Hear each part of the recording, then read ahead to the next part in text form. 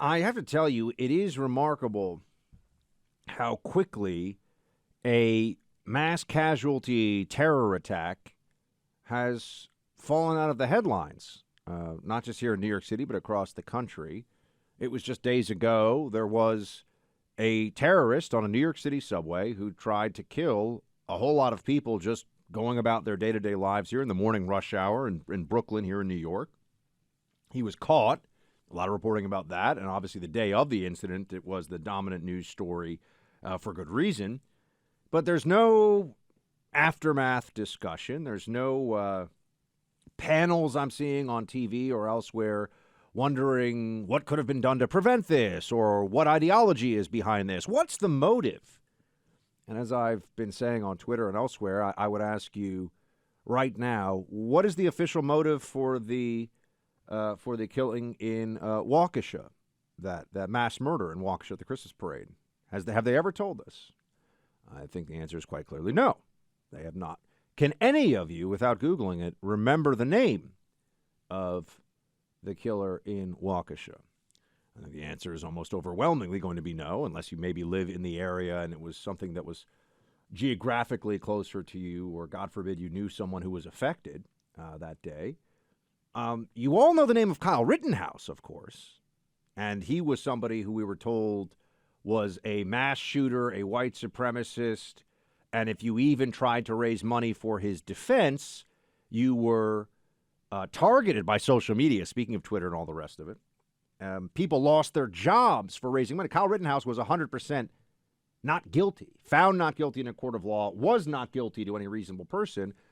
But for months, the media ran with the story that he was somehow a white supremacist shooter, even though the people that he shot were also white. Doesn't matter. This is about narrative, folks. It's about what they want to tell you is the storyline here. It's about what they want to focus on. The biggest editorial decisions that are made every day are not even in the specific words used to describe certain incidents. It's what they talk about and for how long and what they don't. So just remember that as we sit here. It's Friday. There was a terrorist attack in New York City on the subway, and they use the term, the FBI is using the term terror attack. And there's no panels on the rise of terrorism in America, domestic terrorism claim, none of it. Okay.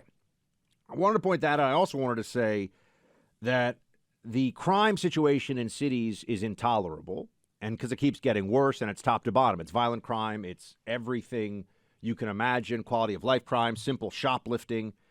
The mayor of New York City has come under a fair amount of criticism, and he should get a lot more, in my opinion, for not doing what's necessary to turn things around. Here is Eric Adams, who is pointing out here there is a hypocrisy among BLM activists and the institutional left.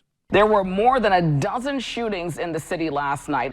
How do you get a handle on this crime in the city, Mr. Mayor? By being consistent with our message. Here's my question that I put out to the city. I thought Black Lives Matter.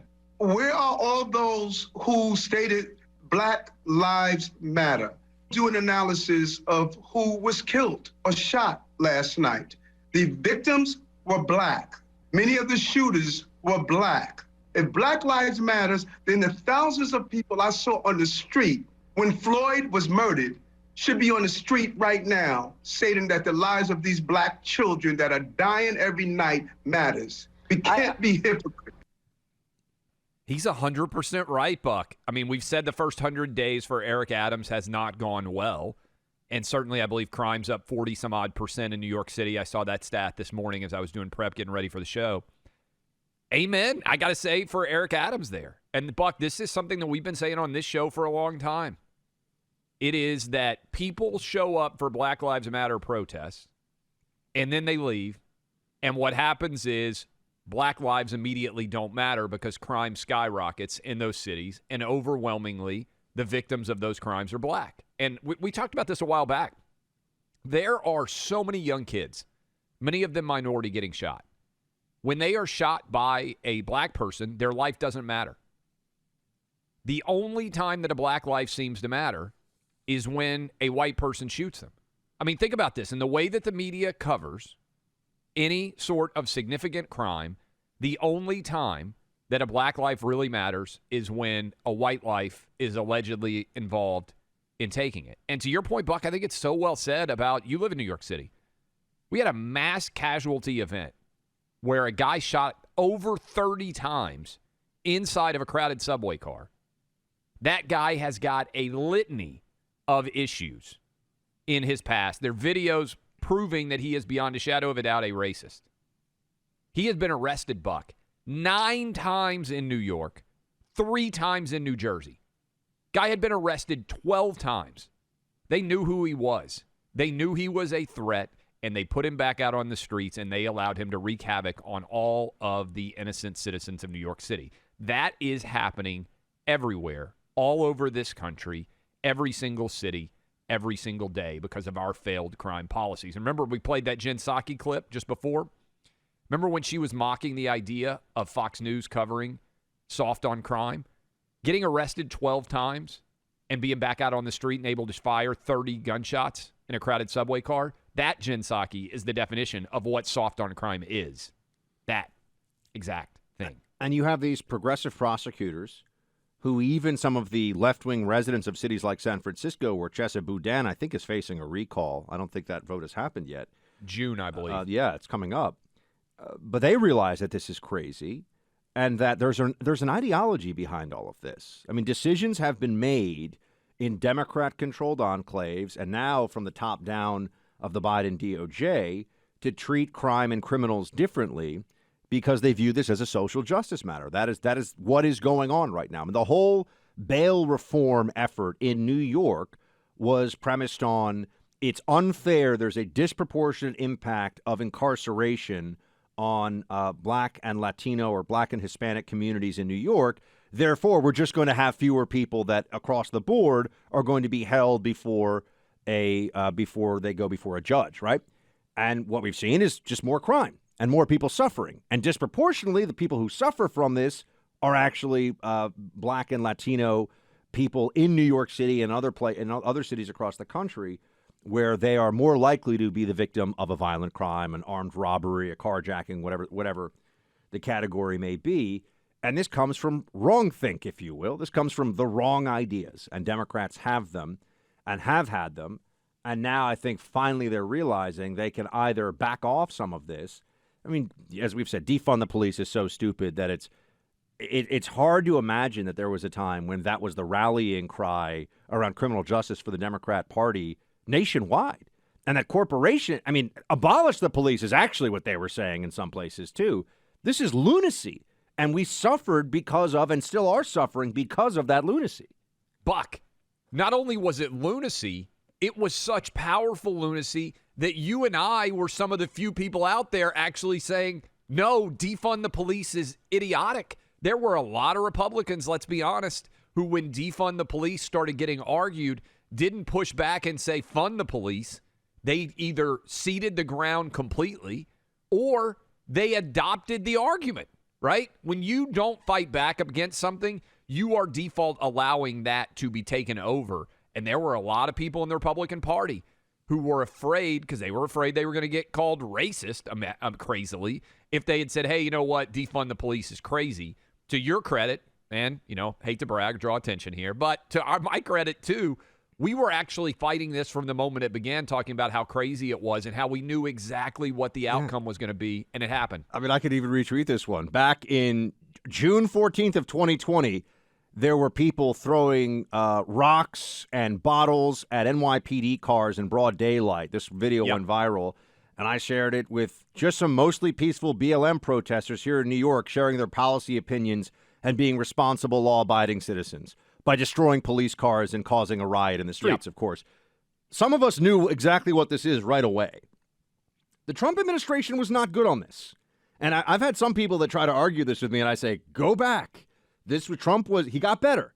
Trump sort of got in the cockpit, he got ready to take over things right around July when it switched more to the statutes. June of 2020, the Republican Party, the Trump administration was really caught off guard, I guess you could say, or just felt like there was too much of a movement against them, and they ceded the ideological battlefield to the most radical elements of the anti-police, anti-law and order left, and that had real consequences that we're still feeling to this day. He eventually got to the right place to your point, by July, he was saying, hey, we need to call in Yeah, the law and National order. He Guard, started all saying the it, law and yeah. order. But I think he actually created part of the problem for himself, because you remember he sent a couple of tweets in the early days of the riots where he said when the rioting starts, the shooting starts, or something like that. Do you remember when he sent those tweets out late night? And I think it actually hurt his ability to argue in favor of law and order, because I'm remembering that, I think, accurately, where he said, like, he was quoting from a movie or something, when the riots start, the shooting starts, meaning like, hey, the police need to come in and take more control. But I think he said it in that way, and it actually made it harder to embrace law and order at that point. But eventually they got around. I mean, the summer of tearing down statues and of rioting and of looting and all the chaos that ensued in the wake of George Floyd is something that I hope our country never goes through again. Now, we probably will, because a lot of this is cyclical. But for a lot of us, Buck, I mean, for me and you, I mean, around our age, we'd never seen anything like this before. We weren't alive in the 1960s. We weren't alive during the Vietnam War.